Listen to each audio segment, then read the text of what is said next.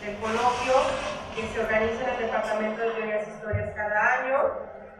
Es un espacio de reflexión transversal a todas las carreras.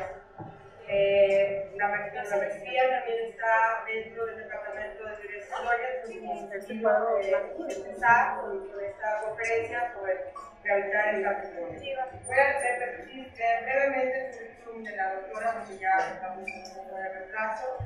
Ella es doctora arquitecta por la Universidad Politécnica de Cataluña, profesora titular del Departamento de Proyectos Arquitectónicos de la otra universidad, docente en la Escuela de Valles y Barcelona, imparte el grado de Proyectos 1 y 2, también en el máster de Intervención Sostenible del Medio Construido y máster de Barcelona Arquitectura de la misma universidad.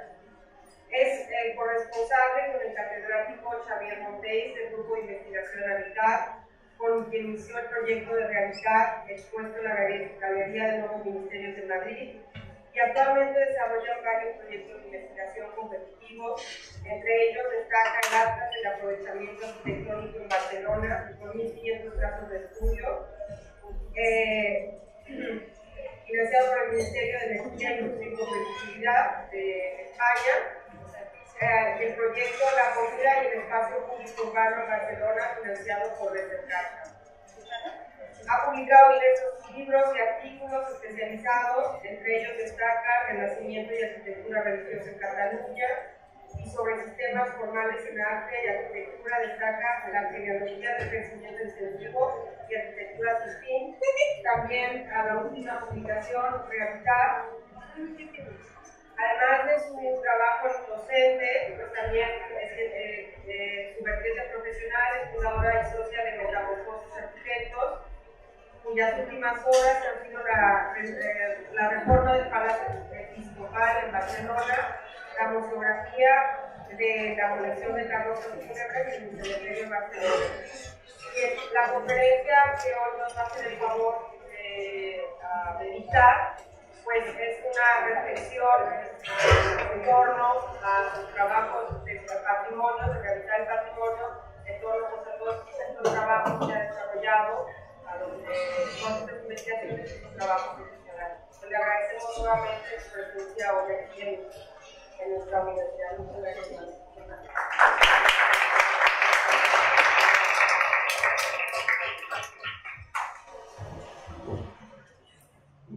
Muchas gracias a Claudia Rueda por su presentación y a la Universidad de Guadalajara por su invitación.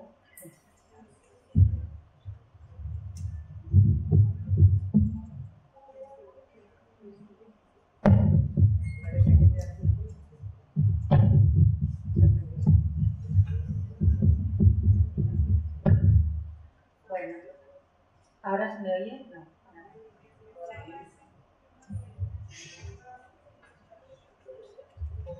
¿Sí? Sí. Bueno, hoy les voy, en la conferencia de hoy voy a hablar sobre el patrimonio desde una manera no restrictiva, sino desde una manera abierta, desde el enfoque que le estamos dando desde el grupo de investigación, pero también desde una serie de estudios que hemos venido realizando en paralelo que tienen que ver sobre lo que está pasando en nuestro planeta en relación a la sobreconstrucción y a la conservación de las ciudades y los edificios. El patrimonio arquitectónico o los edificios viejos, los edificios antiguos, muchas veces se ven o se perciben como un problema, se ven o se perciben como un retraso al progreso, como una molestia, como algo que impide la rapidez de todos los acontecimientos modernos que se van sucediendo en nuestra sociedad. Por lo tanto, los edificios viejos o todo lo viejo en general es más un problema y una molestia hacia el futuro, hacia la velocidad y hacia el progreso. La conferencia de hoy intentará dar la vuelta a esta percepción general de la sociedad hacia lo patrimonial, hacia lo viejo, y no percibirlo, no analizarlo como un problema, sino como una oportunidad. como una oportunidad para una serie de argumentos que a lo largo de esta conferencia voy a explicar.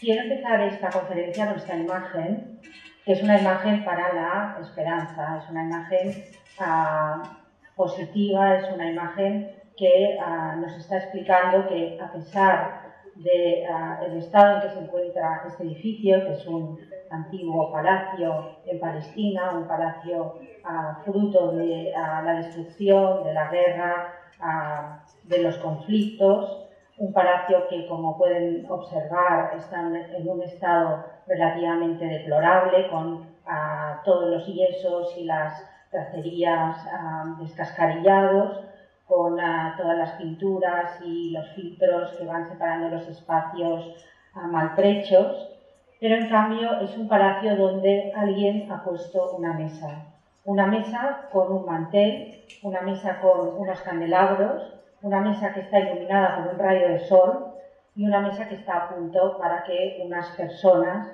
puedan comer o reunirse alrededor de ella. Una mesa, por tanto, que sin la presencia humana nos habla de la presencia de una posible familia, de un posible grupo de personas que se reúnen alrededor de ella para comer. Por lo tanto, este espacio, a pesar del drama de la guerra, del drama de la destrucción, es un espacio que con esta mesa es habitable. Puede ser habitado por las personas a pesar de su estado. Como les he dicho al principio, la conferencia va a enfocarse en primer lugar con una serie de argumentos que explican por qué hemos de conservar el patrimonio, por qué hemos de aprovechar los edificios existentes, para después, en una segunda parte, explicar de una manera muy esquemática una serie de estrategias que puedan llegar a conseguir esta conservación del patrimonio, pero desde un punto de vista al máximo sostenible, con un punto de vista más de estrategia, más de imaginación, más de habitabilidad, no desde la acción, sino desde la organización del espacio y no tanto desde la actuación traumática sobre los edificios. Por lo tanto, unas estrategias que van a considerar sobre todo el cambio de funciones para los edificios sin el cambio físico, estructural o morfológico de los edificios. ¿Por qué tenemos que conservar el patrimonio? ¿Por qué tenemos que conservar los edificios que ya están construidos en nuestro planeta? En primer lugar, por una cuestión evidentemente medioambiental. La destrucción de los edificios, la destrucción del patrimonio, significa la destrucción de la energía contenida en los mismos, lo que en inglés se entiende como la embodied energy. Embodied energy es la energía que los materiales de construcción han aportado a los edificios, el transporte que estos materiales también han aportado a los edificios, la construcción de los mismos, pero también la destrucción de los mismos. Por lo tanto, cuando destruimos un edificio, destruimos prácticamente el 50% de las emisiones de CO2 que sobre este edificio se han gastado. Reconstruir otro edificio al margen del que se ha destruido significa gastar el doble de energía contenida, por lo tanto, duplicar las emisiones de CO2 sobre nuestro planeta. El segundo de los argumentos para no destruir el patrimonio construido es la reserva de suelo. Cuando destruimos el patrimonio, construimos de nuevo, muchas veces en el solar que nos ha tocado, pero otras veces ocupando territorio que está destinado a la agricultura o está destinado a la naturaleza. Por lo tanto, la reserva de suelo natural con la sobreconstrucción del planeta va cada vez menguando. Por lo tanto, uno de los argumentos para mantener el patrimonio construido es el hecho de reutilizarlo para no tener que ocupar más espacio natural. Un espacio natural alrededor de las ciudades que muchas veces sirve como sector primario, secundario o terciario para alimentar estas ciudades. Si consideramos el tejido urbano de las ciudades, sean históricas o no, el tejido urbano en este caso puede considerarse como un parque urbanizado, un parque cuyos activos, que son el suelo construido, la reserva de suelo construido para un futuro, la habitabilidad de todos estos metros cúbicos de construcción puede ser equiparable a la reserva de los parques naturales o a la reserva de los parques agrarios. En la imagen tienen dos fotografías de mi ciudad, la ciudad de Barcelona. La de arriba es una fotografía aérea del Ensanche, Cerdà, y la de abajo es una fotografía del parque del Delta del Llobregat, que tiene una protección de parque agrario natural. Las he puesto juntas para explicar precisamente esta necesidad de conservación del patrimonio construido y de los edificios construidos, no solo a nivel individual, sino a nivel de tejido urbano. Cuando conservamos el patrimonio construido de una zona amplia de la ciudad, estamos liberando suelo agrícola, suelo natural, y por tanto no ocupamos todos estos campos que alimentan y que dan sustento a la ciudad. En 2011 la UNESCO emite una recomendación sobre el paisaje urbano histórico. Por primera vez equipara el paisaje urbano a unas amplias zonas a proteger, no solo son edificios aislados, sino que son barrios o incluso distritos enteros como objetivo a la protección. El tercero de los argumentos para conservar el patrimonio es el económico. Aunque parezca mentira, el patrimonio es riqueza. No solo riqueza cultural, no solo riqueza patrimonial, sino riqueza, productor de riqueza. En 1967, en Quito, se reunieron una serie de expertos en patrimonio que precisamente explicaron que el patrimonio, las ciudades patrimoniales eran una fuente de riqueza. ¿Por qué? Porque el patrimonio bien conservado atrae visitantes, atrae economía, atrae negocio, atrae turismo.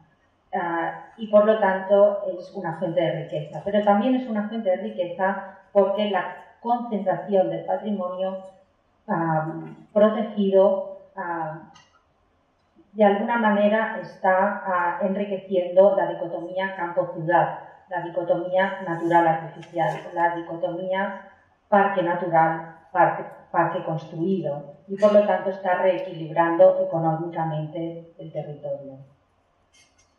Y finalmente, el cuarto argumento que nos lleva a conservar el patrimonio es la memoria histórica, la memoria patrimonial, la memoria identitaria de unas sociedades que evidentemente ven en el patrimonio a la historia de sus antepasados, se identifican con la historia de estos edificios, los visitan e incluso los conocen por sus nombres originales. En la imagen tienen una fotografía del antiguo Mercado del Born en Barcelona, un mercado edificado en el siglo XIX en el barrio de la Ribera, que se edificó sobre un barrio que se destruyó en una de las guerras intestinas de independencia de Cataluña, la Guerra del Segadors de 1714. Este mercado se recupera en el año 2015 como espacio de la memoria, como espacio también de restauración y de exposiciones. Se libera el subsuelo y se muestran las antiguas trazas de las calles y de las casas del barrio de Ribera. Por lo tanto, este edificio, que ahora se llama Centro Cultural del Born, los barceloneses nunca lo nombramos por esta nueva nomenclatura, sino lo conocemos como Mercado del Born, su nombre original. ¿Por qué? Porque como él y como tantos edificios, la sociedad se identifica con el origen de su función, con el origen de su aparición. Finalmente, otro argumento para conservar el patrimonio. El patrimonio es símbolo de memoria, pero también es símbolo de calidad. Como escribe el crítico arquitectónico Kees Christiansen, nunca un edificio nuevo, cuidadosamente proyectado y cuidadosamente programado, no llega a asumir el carácter y la calidad de un edificio antiguo y un edificio reaprovechado. Por lo tanto, la página del tiempo, el carácter anciano, el carácter de lo antiguo, es incomparable a una edificación de nueva planta. Aquí tenemos otro edificio en Barcelona recuperado de muy distinto carácter para la memoria de la ciudad. Una antigua fábrica, una fábrica del siglo XIX, la fábrica Fabra y Coats, convertida en fábrica de creación en el 2014, a la cual, como les he dicho, la ciudadanía reconoce no como fábrica de creación, sino como fábrica Fabra y Coats, porque era el origen de su primer programa, de su primera función.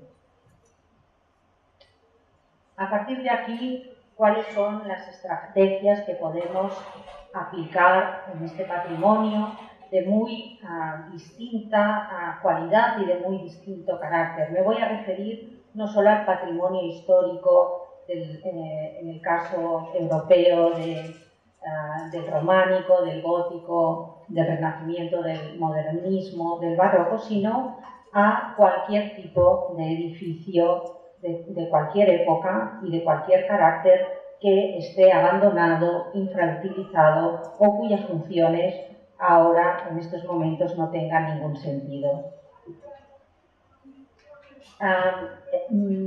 Les muestro esta diapositiva porque es una diapositiva que, aunque sea de un animal, el cangrejo ermitaño, es muy significativa por todo lo que voy a explicar a continuación.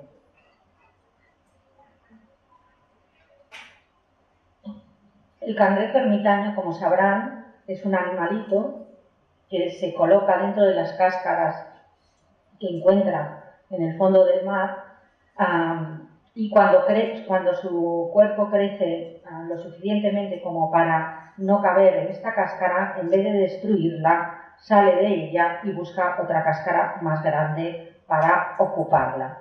Por lo tanto, esta analogía, esta metáfora, es la que nos ilustra el término adaptative reuse, reuso adaptativo. ¿Qué significa esto? Hasta ahora, muchos de los arquitectos han seguido la estrategia de que los edificios existentes se adapten a los nuevos usos. Durante siglos se han construido edificios que han dado respuesta a unas necesidades, han dado respuesta a unos programas muy determinados. Cuando estas necesidades o estos programas determinados caducan, cambian, los arquitectos pueden adaptar este edificio a las nuevas necesidades, pero nosotros lo que proponemos,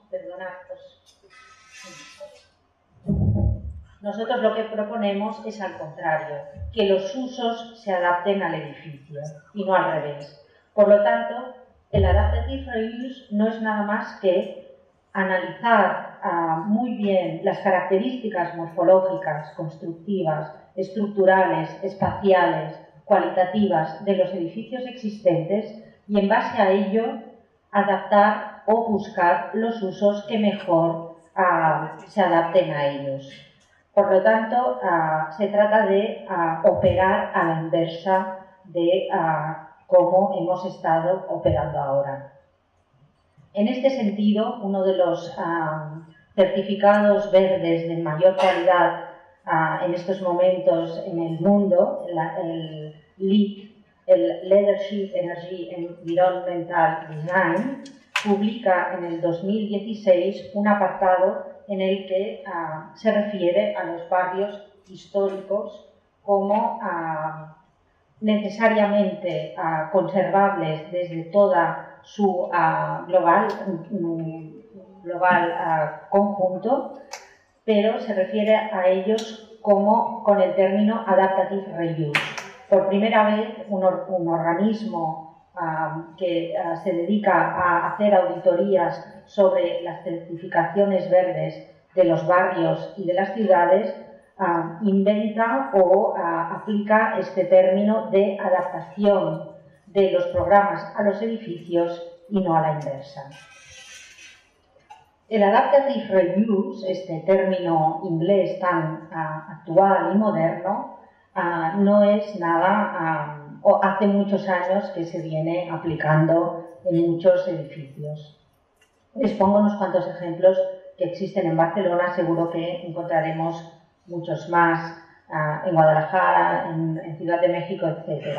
Históricamente, la arquitectura ha sido de una gran sabiduría. Los grandes edificios, los edificios de una fábrica espacialmente majestuosa, resueltos con buenos materiales, con unas estructuras muy claras, contundentes, con unos espacios muy generosos, han sabido cambiar de usos sin cambiar su estructura, sus condiciones formales, sus materiales, etc. Históricamente, el hombre ha aprovechado la arquitectura, la ha sabido reutilizar sin destrozarla y sin aplicar nuevos materiales que incrementan las emisiones de CO2 y dañan el medio ambiente. Aquí tenemos el actual Museo Marítimo de Barcelona, un magnífico edificio del siglo XIII, construido como atarazanas, es decir, la gran fábrica de barcos de la ciudad. La imagen de arriba la tenemos de finales del XIX. El edificio se convierte en polvorín. En épocas de guerra siempre los edificios acaban funcionando como polvorín o como hospital militar, estos grandes edificios, y en la imagen de abajo lo tenemos como museo marítimo. Como pueden observar, la estructura, los materiales, el espacio es el mismo y en cambio se ha sabido reinventar sin por ello, con un nuevo programa, sin por ello tener que operar traumáticamente sobre él. Otro ejemplo también en Barcelona es el antiguo depósito de las aguas junto al Parque de la Ciudadela, un depósito situado en la cubierta de este edificio con una planta muy interesante, hecha de arcos, construida con arcos de medio punto, con paredes de carga que van apuntalando las toneladas de agua que se encuentran en la cubierta, un edificio que por dentro ha cambiado de uso varias veces en su historia. Ha sido un asilo, ha sido almacén, ha sido parte de la policía y actualmente es la biblioteca de la Universidad Pompeu Fabra. Como afirma Rafael Moneo en uno de sus artículos, evidentemente de una gran clarividencia,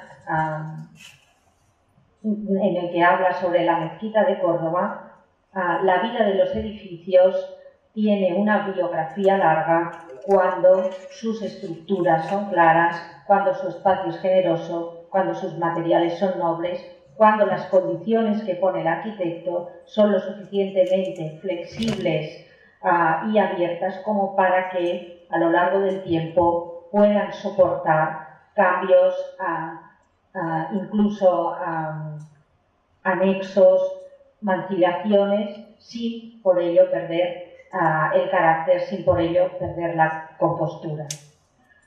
Moneo también afirma en su artículo que en estos casos el nombre del arquitecto acostumbra a desaparecer a favor del edificio. Es el edificio el protagonista de la obra y no el ego del arquitecto. Al final, los edificios que persisten en la historia, que son como el depósito de las aguas, como las atarazanas, como la mezquita de Córdoba y tantas piezas de arquitectura que han conservado sus características, son anónimas. No se conoce el nombre del arquitecto, pero en cambio sí que en nuestra memoria está el nombre del edificio.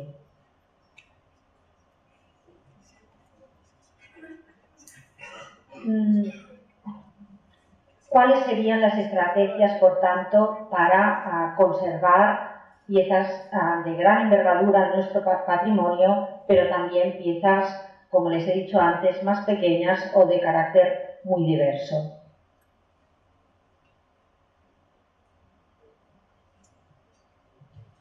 La primera estrategia, referida a grandes complejos urbanos, a grandes recintos en los cuales la historia ha concentrado unas funciones específicas y que los ha cerrado a la ciudad, la primera estrategia es diversificar. Diversificar las funciones, diversificar los programas, diversificar los usos. Aquí tenemos el ejemplo del antiguo hospital medieval de Barcelona, el Hospital de la Santa Cruz y San Pablo, situado entre las calles del Carmen y la calle del Hospital. Un enorme recinto en el corazón de Barcelona, en el barrio de Raval, formado por las salas que contenían las salas de los enfermos, dos patios claustrados encadenados, una casa de convalecencia, la Academia de Medicina, la Academia de Farmacia y toda la capilla y toda la serie de dependencias que formaban parte de este gran complejo, un complejo cerrado evidentemente a la ciudad. A principios del siglo XX, el edificio queda obsoleto, se traslada el hospital al Hospital de San Pablo, obra de Domènech y Montaner en el ensanche, y se diversifican los usos de este recinto. Se coloca la Biblioteca de Cataluña en las salas superiores de este claustro, la Escuela Massana de Artes y Oficios en esta pieza de aquí, la capilla se convierte en sala de exposiciones, se coloca el Colegio de Farmacéuticos en esta zona, aquí se ubica el Instituto de Estudios Catalanes y la Academia de Medicina se convierte en el Colegio de Cirujanos. Por lo tanto, el recinto se abre a la ciudad. ¿Por qué? Porque han de entrar los visitantes a los distintos usos. Ya no es un monocultivo, sino que tenemos un cultivo múltiple y, por tanto, podemos entrar y podemos visitarlo. ¿Qué ventajas tiene esto? Primero, la conservación del edificio. Aquí vemos los distintos usos a lo largo de los siglos de las salas. La sala superior, vemos como hasta el siglo XIX se ocupa con camas de enfermos. Actualmente es la Biblioteca de Cataluña. Se conserva magníficamente, como decía Rafael Moneo, la morfología, la estructura, los materiales, conserva la dignidad, conserva la majestuosidad a pesar del paso de los años. En la planta baja se coloca la Escuela Massana, una escuela de artes y oficios. Incluso en las plantas bajas de las naves laterales se colocan algunas compañías de teatro, como la Compañía La Perla, que utiliza las naves góticas para reorganizar por distintas situaciones los escenarios de un teatro contemporáneo. La otra gran ventaja de diversificar es que, como les he dicho antes, los recintos se abren a la ciudad. Ya no se trata de complejos cerrados, impermeables, impenetrables, sino que se trata de recintos porosos que se convierten en calles alternativas, casi jardines interiores en los cuales la gente, los estudiantes, los visitantes, los turistas atraviesan y no pasan por las calles laterales, encontrándose árboles, encontrándose pájaros, encontrándose flores, pudiendo sentarse en las jambas de los arcos y en medio de la ciudad tener esta especie de oasis en paralelo. La segunda estrategia, contraria a la primera, sería la de especializar. ¿Qué hacer con conjuntos patrimoniales que han perdido o han sido abandonados por sus usuarios? Pues la especialización. Este es un caso muy bonito que se encuentra en la región italiana de los Abruzos, alrededores de Roma, la región es al norte de Roma, perdón. Es un pueblo abandonado en el cual un señor sueco, un clarividente, empresario, pero también muy aficionado al patrimonio, decide convertirlo en hotel. Un hotel difuso, un hotel cuyas habitaciones se encuentran en las distintas casas de este pueblo abandonado y, por tanto, recuperarlo íntegramente, especializarlo. La gente no va a este pueblo a visitar sus casas, no va a este pueblo a visitar a los parientes, sino a alquilar una habitación. Unas habitaciones que se conservan prácticamente idénticas a las habitaciones originales, excepto en las comodidades básicas: hay agua, hay electricidad, están limpias, las camas son nuevas, pero en cambio se recupera la memoria, las tradiciones, la manera de vivir de siglos y siglos de estos antepasados, y por tanto se personalizan cada una de las casas en este hotel difuso, en este hotel con habitaciones satélites, con habitaciones discontinuas, donde uno tiene que salir a la calle para ir de una habitación a la otra. La tercera estrategia es la de complementar estructuras que tienen una potencia espléndida, que tienen unas condiciones de sustento también inmejorables y que pueden continuar funcionando, aunque le añadamos unas prótesis o hagamos convivir actuaciones nuevas, actuaciones modernas con estas preexistencias. En la imagen tienen una ciudad fortificada, la ciudad de Arles, según el grabado de 1666. Esta ciudad de Arles, que está en el sur de Francia, una ciudad muy bonita, situada en la Provenza, en un momento determinado de su historia se fortifica alrededor del anfiteatro romano. Esta estructura que ven circular, en forma de arcos de medio punto, son los arcos del anfiteatro que construyeron los romanos.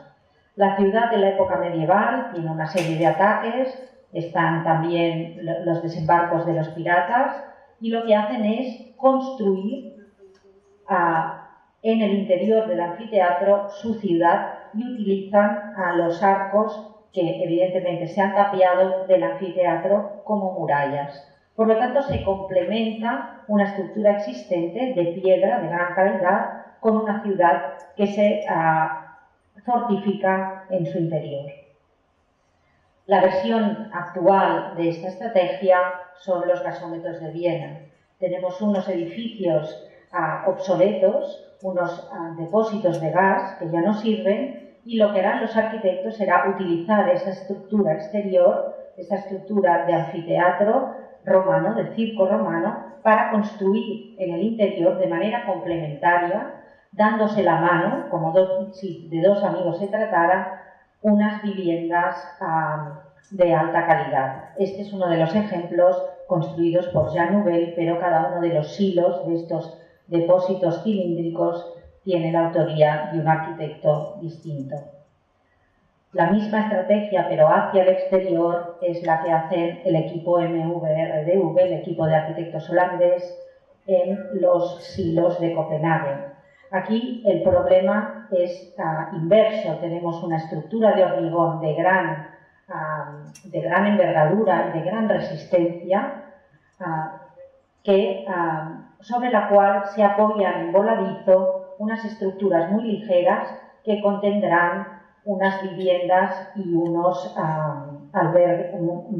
una residencia de ancianos. El núcleo interior es como el núcleo de una central nuclear muy compacto, sobre el cual también se construyen unas pasarelas con unas escaleras que van accediendo de manera radial, de manera centrífuga a las distintas viviendas que forran exteriormente, complementan exteriormente esta estructura de hormigón.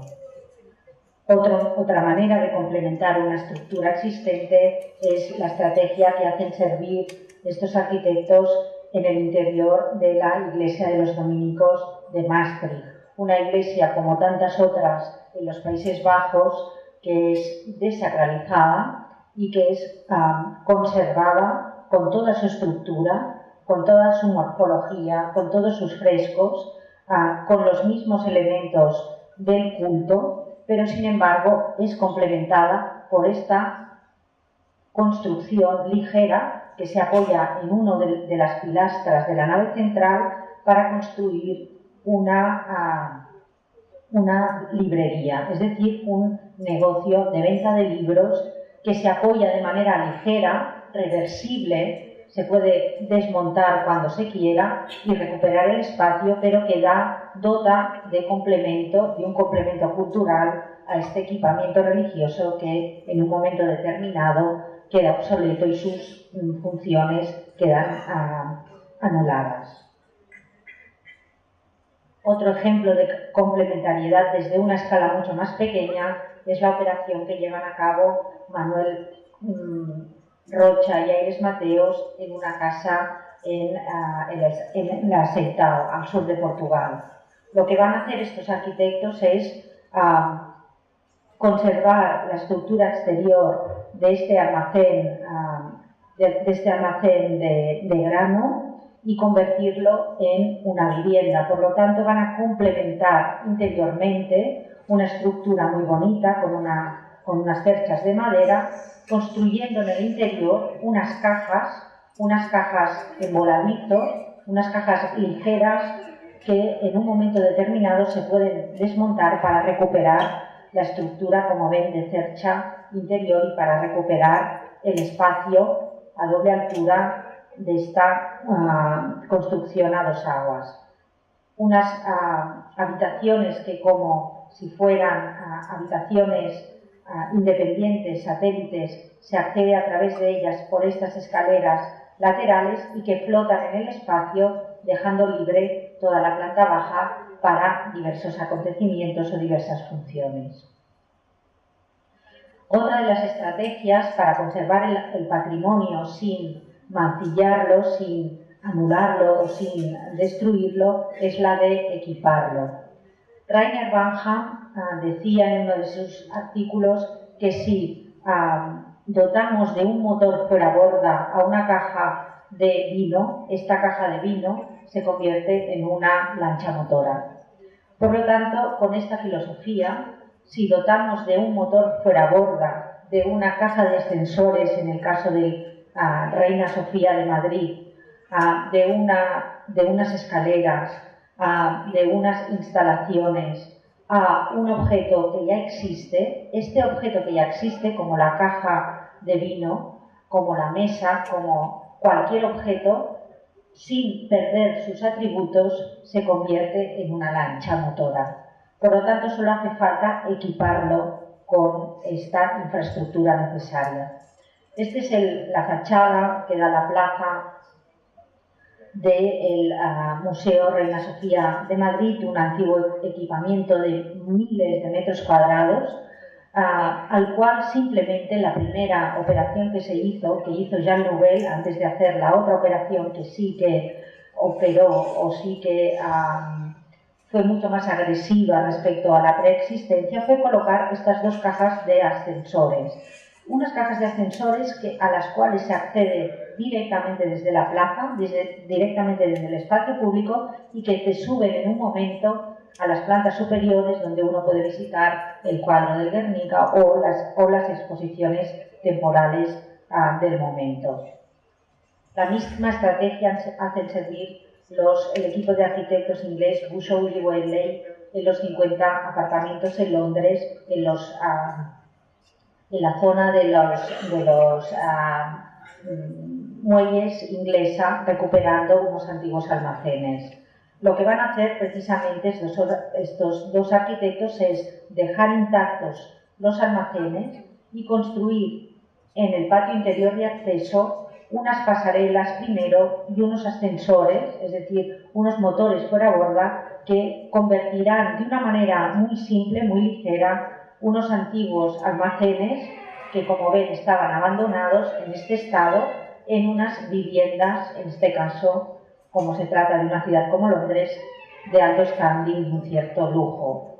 Como ven, lo que van a hacer será forjar o colgar de estas estructuras ligeras de metal y madera, que serán los paseillos que accederán a las viviendas, para luego construir unas cajas de ascensores de cristal que les darán acceso desde el interior del patio de manzana. Otra estrategia es la de continuar. A mí me gusta mucho este dibujo, es un dibujo de Fernando Tábora, que realiza cuando le encargan la reforma de un antiguo convento para convertirlo en parador, para convertirlo en lo que los portugueses llaman las pousadas, que son unos hoteles de relativo lujo situados en edificios patrimoniales extendidos por todo el país.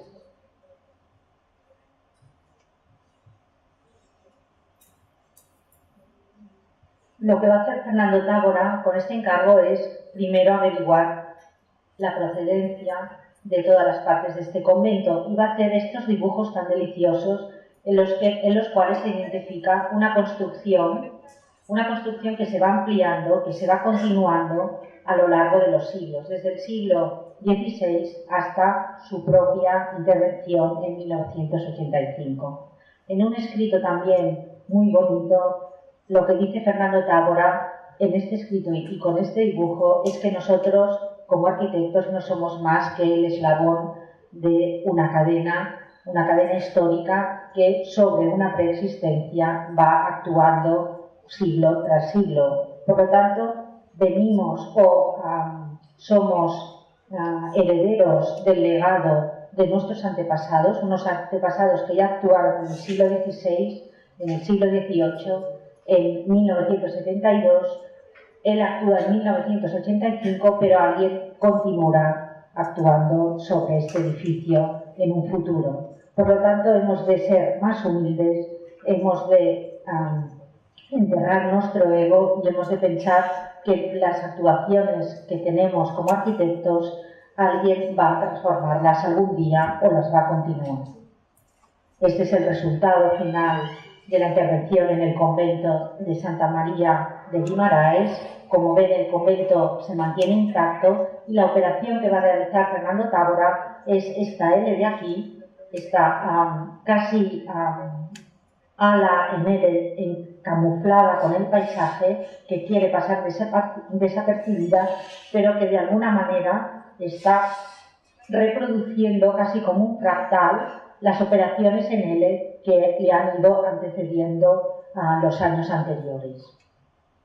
Este es el resultado de su intervención, una intervención, podríamos llamar ecléctica, que recupera también las antiguas galerías de las casas del Atlántico, las pinta de este color tierra para camuflarse en el paisaje, y al fondo asoma la majestuosidad del convento. Esta sería la intervención de Tábora al margen de la presencia imponente del convento del siglo XVI.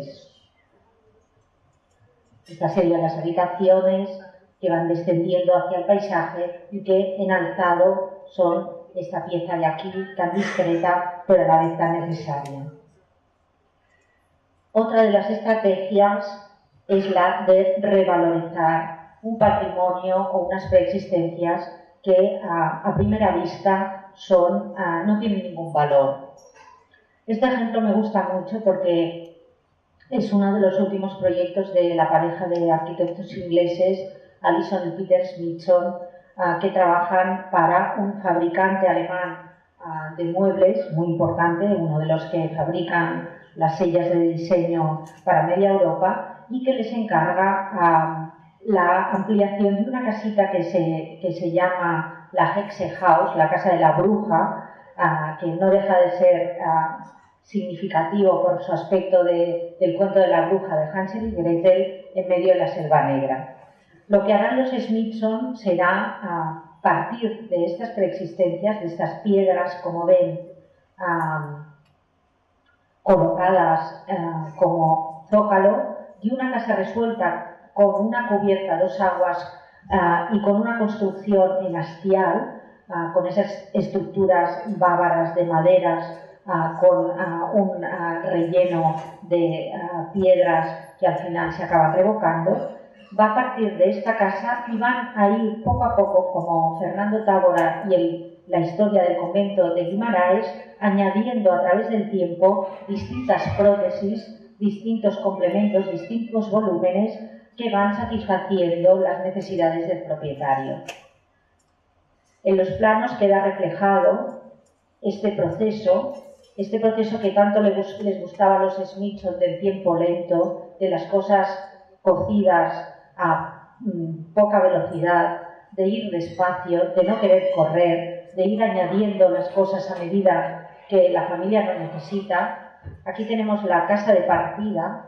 Primero se le añade un primer portal, luego aparece unos volúmenes que son el estudio de los propietarios y luego van apareciendo otros volúmenes en el paisaje que se van conectando con unas pasarelas de madera y que van ampliando la casa como si fuera una especie de robot mecánico con unos brazos articulados que van adaptándose, como ven, también a la topografía muy accidentada del paisaje. El material empleado por Alison y Peter Smithson es la madera y el cristal, casi como un prefabricado que se puede montar y desmontar en un momento determinado, pero lo que harán con su operación es revalorizar una propiedad y una casa que a primera vista no tenía ningún valor. La misma operación realizan la Catón Massal en las cocheras, las antiguas caballerizas de una de las salas del Palacio Imperial de Viena. Estas caballerizas, que las tienen en la imagen de arriba abandonadas, en un momento determinado la dirección del museo les invita a convertirlas en una cafetería-restaurante.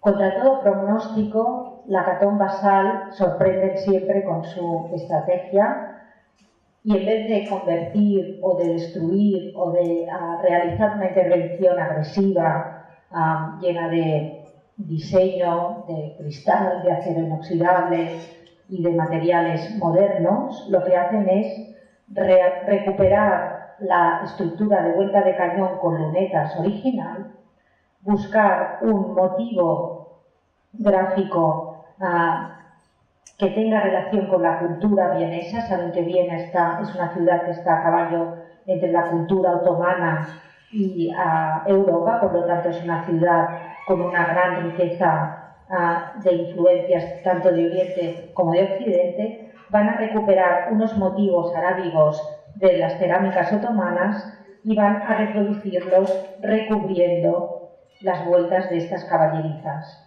Van a colocar simplemente la barra del bar en uno de los extremos, van a construir esta pequeña pared para que se pueda reservar una zona de almacén, pero van a recuperar, van a conservar toda la estructura morfológica, toda la espacialidad original del edificio, pero la van a revalorizar con este arabesco de múltiples colores que le remite a la cultura centroeuropea y a la cultura otomana.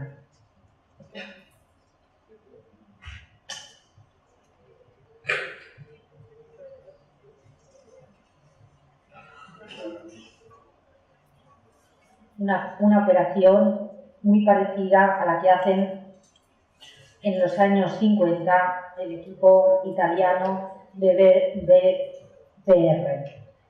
Ante el abandono del Castello Sforzesco de Milán, un castillo de unas dimensiones descomunales situado muy cerca del centro de Milán, lo que harán estos arquitectos es dejar absolutamente intactas las paredes, las estructuras, los frescos de un castillo que durante siglos ha sido remodelado por Filarete, por Leonardo da Vinci, por Donato Bramante. Van a recuperar estructuras de arcos de medio punto que, originales o no, van pautando las distintas salas del museo, y simplemente van a colocar muy pocas piezas de arte en el medio del espacio que complementan, revalorizan y dan este otro significado a una fortaleza. Una fortaleza que, como ven, es impresionante, que por fuera no ha sido rehabilitada ni ha sido restaurada, está tal cual, con toda su pátina del tiempo, pero que sin embargo dentro conserva todos los estratos históricos de siglos de restauración, que vienen complementados por unas esculturas y unas pinturas que se colocan de una manera exquisita, de manera que el visitante aprecie el conjunto como un total, como un conjunto de piezas que tienen una armonía absoluta, tanto en el contenedor como en el contenido. Otra estrategia para conservar el patrimonio y, sin embargo, dotar de las condiciones de habitabilidad necesarias a los habitantes que en ella se colocan es la de concentrar. Este cuadro nos gusta mucho a los miembros de nuestro grupo de investigación. Es el cuadro de Antonello de Messina, San Jerónimo en su celda, un cuadro de 1460, porque explica de una manera muy sencilla una de las estrategias que podemos adoptar a la hora de instalarnos en un edificio abandonado, en un edificio infrautilizado, que puede ser patrimonial o no, pero que por sus metros cúbicos y por sus metros cuadrados no alcanzamos a habilitar de una manera digna. Nos concentramos como hace San Jerónimo en un espacio pequeño, en un espacio que puede ser calefactado, que puede ser habilitado, que puede ser muy cómodo, muy mullido, muy cálido, y dejamos el resto del espacio, como hace San Jerónimo, tal cual está, con las condiciones que tenga, con el frío y el calor, con los cristales rotos, con las paredes desconchadas. Nosotros tenemos nuestro pequeño cubículo, nuestra pequeña celda, nuestro estudio, como San Jerónimo, amueblado, con nuestros objetos, con nuestros animales, separado del suelo para evitar la humedad y el frío, y nos vestimos como San Jerónimo con las ropas necesarias. Incluso ahora hay ropas inteligentes que captan la energía eléctrica, que no nos calientan, y por lo tanto no necesitamos gastar recursos, energía y materiales para remodelar todo un espacio que nos sobrepasa por metros cuadrados, por metros cúbicos. Esta estrategia, de manera artística, es la que sigue Alan Wexler en la Craig House. En la Craig House, como ven, él inventa esta especie de cubículo con unos muebles que van desplazándose, que van entrando y saliendo, correderos de este cubo, unos muebles que contienen una pequeña cocina, una cama extensible, unos sillones, y que se colocan dentro de un edificio abandonado. Un edificio, en este caso, seguramente industrial o de almacén, o a lo mejor una antigua vivienda señorial, pero cuyos nuevos habitantes no tienen ni el dinero ni los recursos para calefactarlo o ponerlo en condiciones en su totalidad. Por lo tanto, van a concentrar la habitabilidad en este mueble que les va a garantizar las condiciones para ocupar el espacio en esta especie de concentración de tres estratos: la habitabilidad más cómoda, el espacio intermedio y el exterior. Ya voy acabando. La penúltima estrategia es la convivencia. Cada vez haremos menos cosas a la hora de rehabilitar el patrimonio. La convivencia de funciones. Es evidente que grandes espacios patrimoniales con muchos metros cúbicos, con mucha calidad, pueden acoger funciones distintas simultáneamente. Pueden convivir programas diferentes. En este caso es un caso también muy bonito, situado en Milán en el año 2010. Ahora, si van ustedes a Milán y visitan el Duomo, visitan la catedral, no verán esta exposición.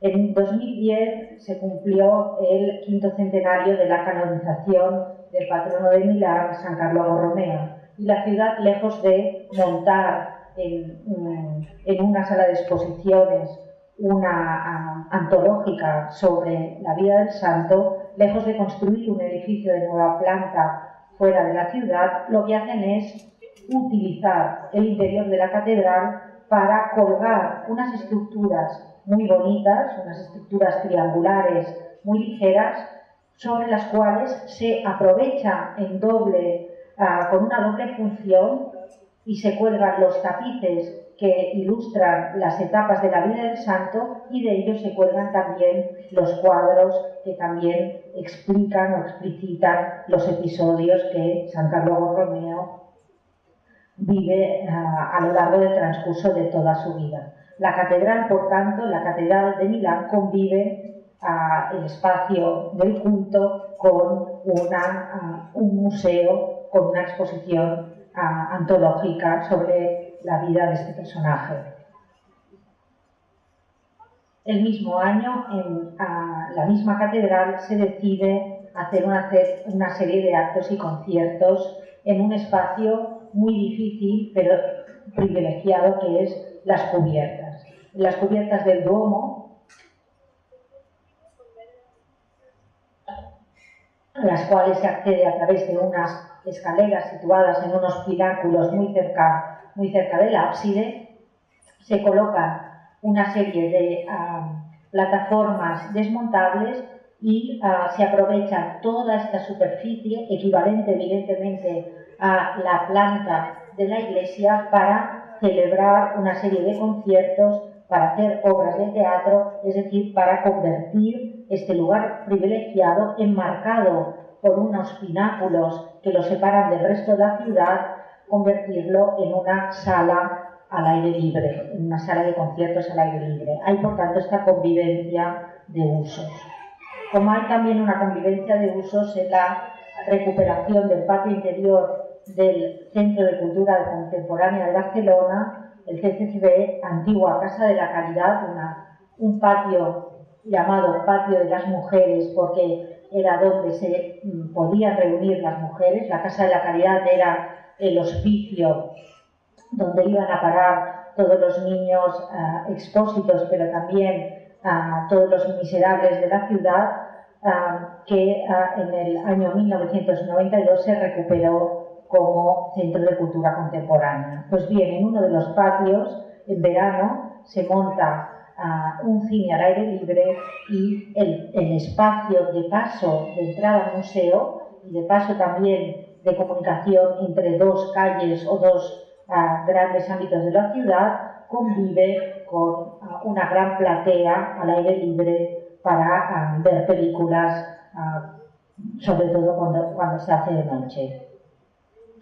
La última estrategia, todavía que va de la mano de la convivencia, es el alternar funciones. Hay espacios que son muy fáciles, sobre todo si hay un mobiliario ligero, un mobiliario que, como su nombre indica, es móvil, se puede desplazar, son muy fáciles de utilizar con usos alternados. Esta sala es la sala de actos de una de las escuelas de arquitectura donde yo doy clases, la Escuela de Arquitectura del Vallès, que está situada en Sant Cugat. En esta sala de actos, todo este espacio está ocupado por gradas telescópicas, y por sillas que tienen esta direccionalidad hacia la pantalla. Una vez al año, para dar servicio a un grupo de estudiantes que vienen de una universidad americana, se desmontan todas las sillas de la sala de actos y se convierte esta sala en un gran comedor para celebrar el Thanksgiving Day, es decir, el Día de Acción de Gracias.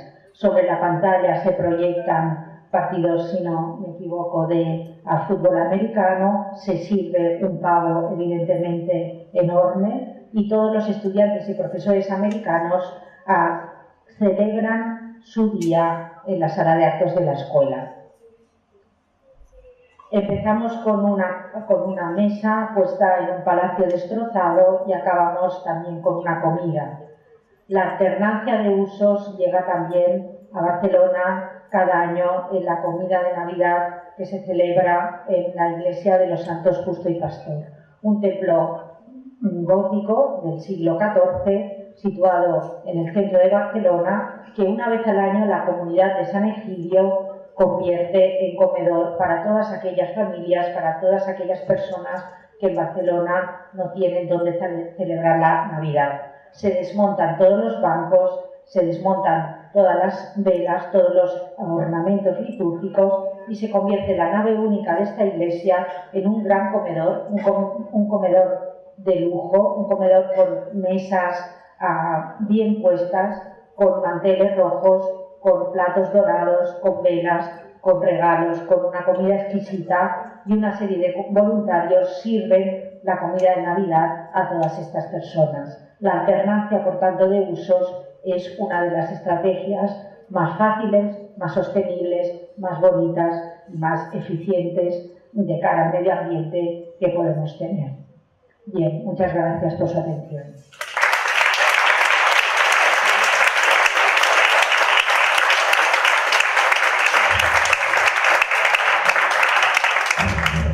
Bien, pues muchas gracias por la conferencia. ¿Alguien tiene alguna pregunta? Estamos para responderlas, un comentario.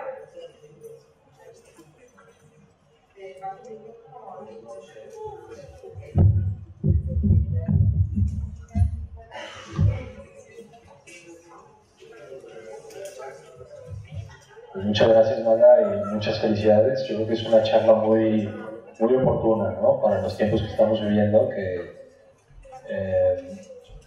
ya son completamente inestables o no inestables, la palabra es sostenibles, poco sostenibles, ¿no? Tú nos has venido a hablar acerca de rehabilitar el patrimonio, y yo te quería preguntar cuál sería la estrategia para las ciudades en las que se carece de patrimonio, no se carece, sino que se tiene poco, ¿no?, de él, porque no hemos cargado, porque sea. Mi intuición va por el tema de revalorizar, pero mi pregunta sobre la pregunta ¿es válido revalorizar la ciudad genérica, digamos, o esta concatenación de espacio-basura en palabras borjasianas? Y bueno, es eso.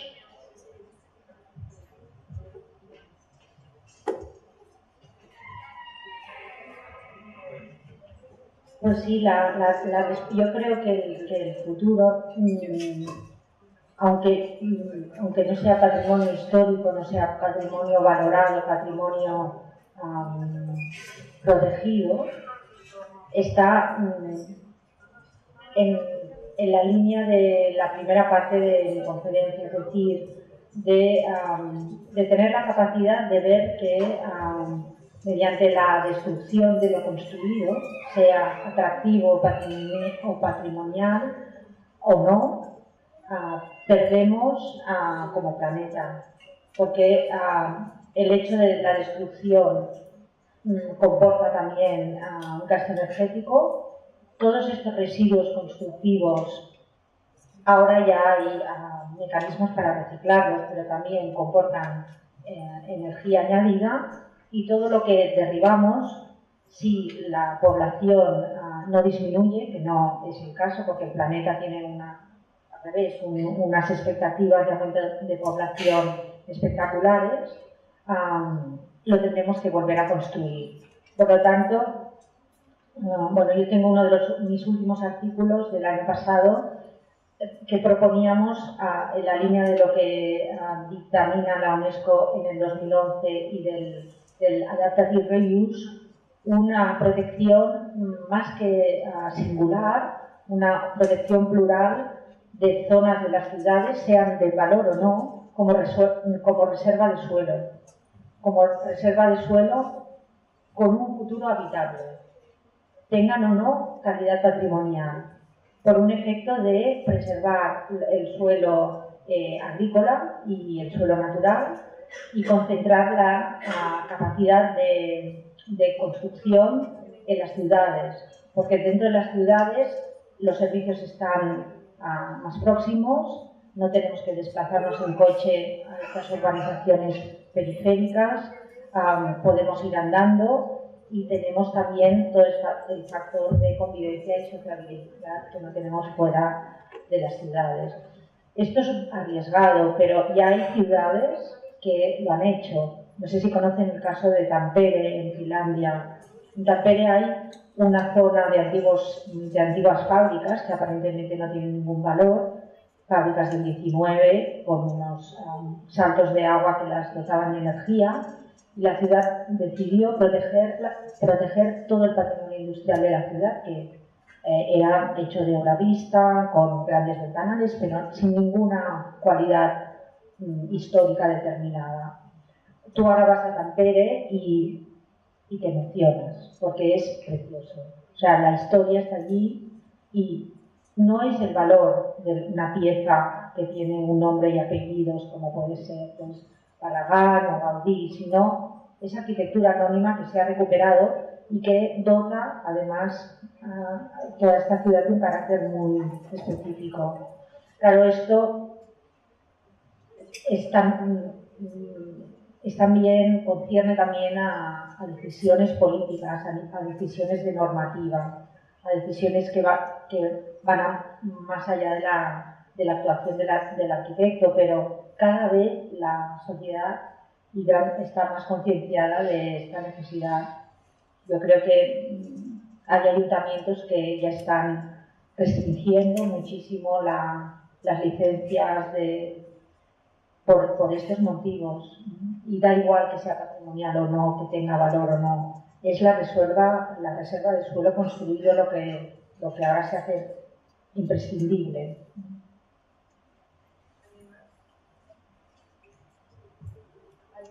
¿Alguien más? ¿Alguna pregunta? Bueno, sobre todo el punto que hace referencia en la alternancia, ¿qué tan viable cree usted que pudiera ser para incentivar un patrimonio, ya sea particular o público, de que desde un principio se le dé como esa carta de todas las opciones que se pudiera aprovechar y no solamente darle como la más lógica o la más viable de acuerdo al género del edificio o del patrimonio en sí?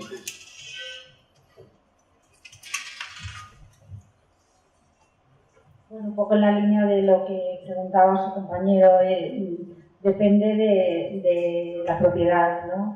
En este caso, la Iglesia, bueno, la institución eclesiástica que rige San Justo y Pastor o el CCDB o ciertas instituciones tienen una mentalidad muy abierta en este sentido. Yo, por ejemplo, hay iglesias en Barcelona o en las afueras donde se giran los bancos, o sea, con el solo hecho de girar la direccionalidad de los bancos de la iglesia que miran hacia el altar, se giran hacia el órgano y se hacen conciertos de órgano. Es que es tan fácil, solo es la disponibilidad del espacio. Claro, hay instituciones, en general las instituciones públicas, por lo menos en Cataluña, son bastante abiertas a este tipo de actividades o de permisividad en la ocupación del espacio para, sobre todo, actividades culturales, ¿no? Este caso es muy bonito porque realmente no es una actividad cultural, ¿no? Pero si ustedes van por Europa, las iglesias, por ejemplo, protestantes, actualmente ya tienen en el interior una multifuncionalidad muy sorprendente. Por ejemplo, tienen guarderías para los niños, pero en la nave lateral, o parte de las naves se convierten en exposiciones, o hay reuniones de vecinos en una parte del templo mientras en otra parte se está haciendo la liturgia. Supongo que es una cuestión como de cambiar la mentalidad, porque estamos demasiado acostumbrados a identificar un edificio con una función que es la que originalmente se le había asignado. Y en cambio la arquitectura nos demuestra, la historia nos demuestra que la arquitectura, o sea, y esta es la gran también paradoja que nos han inculcado como estudiantes de arquitectura y como arquitectos, que la forma sigue a la función. Y delante de esto, no es cierto. La forma no sigue a la función. La forma es tan potente que puede acoger, si queremos, o si tenemos la suficientemente voluntad e imaginación, las funciones que sean adecuadas a esta forma. Y es cierto, o sea, nos han engañado. podemos sobrepasar, ¿no?, los catecismos del movimiento moderno, ir más allá para la recuperación, ¿no? Una última pregunta, ¿alguien? ¿Sí? ¿Un comentario?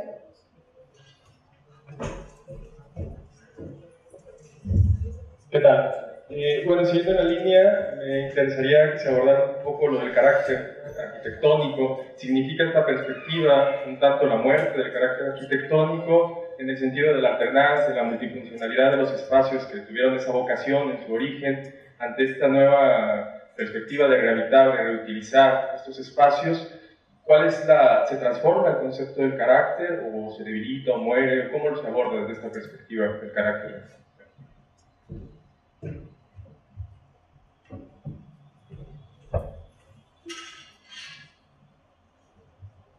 Por carácter se refiere a la morfología del edificio, ¿no? Por ejemplo, el carácter religioso que guarda este edificio. El carácter, vale, el carácter más de la función. No tiene por qué, ¿no? Al contrario, ¿no? Se realza. Yo creo que, lo que decía de Rafael Moneo, cuando un edificio está bien trazado, cuando sus normas internas son claras, cuando hay una estructura que tiene un ritmo reconocible, cuando hay un espacio generoso, cuando hay una construcción noble, este edificio mantiene su carácter arquitectónico espacial. Y la función, en este caso, es religiosa porque identificamos unos ornamentos, una direccionalidad del espacio, un baldaquino, pero el carácter se mantiene a pesar de las funciones o conviviendo con las funciones cuando tiene las cualidades arquitectónicas, el espacio y la arquitectura. Claro, el carácter de la función del edificio, claro, la historia nos demuestra que, lo que les explicaba antes, en Barcelona no vamos al Museo Marítimo, vamos a la Satarzana. Es decir, la función original prevalece porque la memoria de un colectivo se agarra como a clavo ardiendo a los edificios históricos. Yo estoy segura que si esta iglesia cambiara de función y se convirtiera en comedor para los pobres, no la conoceríamos como comedor para los pobres. La gente de Barcelona la continuaría llamando Sant Justes Pastor. Es así, o sea, necesitamos, ¿no?, de estas raíces, aunque cambien las funciones. El hospital la Biblioteca de Cataluña, pues lo mismo.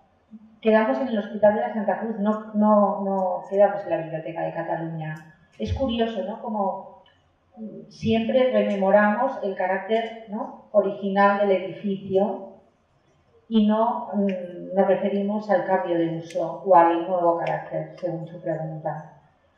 Bueno, es un riesgo, pero ante la posibilidad de que estos edificios se conviertan en una ruina o desaparezcan, pues es mejor ver la oportunidad en ellos.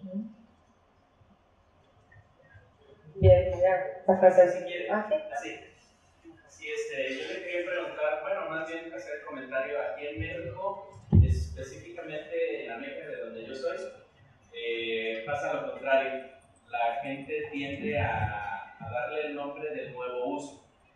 Tenemos allí el caso del Hospital Hilarión Romero aquí en la Meca.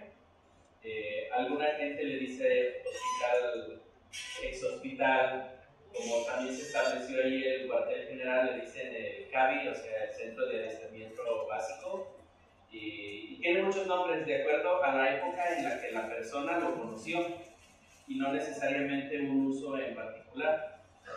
Y a veces como que también nos esforzamos, al menos aquí allá en América, perdón, a darle por el nuevo uso, no tanto por los anteriores, que ahorita es Centro Cultural Regional y la Renumeración, y mucha gente no lo conoce por ese nombre. Pues estupendo, mientras la arquitectura se mantenga, pues bienvenido sea, sí. Bueno, pues muchas gracias por su asistencia. Los esperamos el martes en las sesiones a partir de las 12, que serán 4 conferencias magistrales, donde otra vez la doctora nos hará favor de impartir otra conferencia, además de otros doctores que traeremos de distintas partes de la República Mexicana. Bueno, voy a pasarle la palabra a la maestra Gloria para darle la constancia. Doctora Marta, ha sido una delicia escucharla. Yo creo que todos disfrutamos la charla, las imágenes, los ejemplos que nos trajo fueron fabulosos, muy ilustrativos, y creo que nos abre una nueva percepción para el uso del patrimonio. Muchas gracias. Y pues le otorgamos una constancia por esta participación de parte de la maestría y del Departamento de Teoría y Historia. Muchas gracias.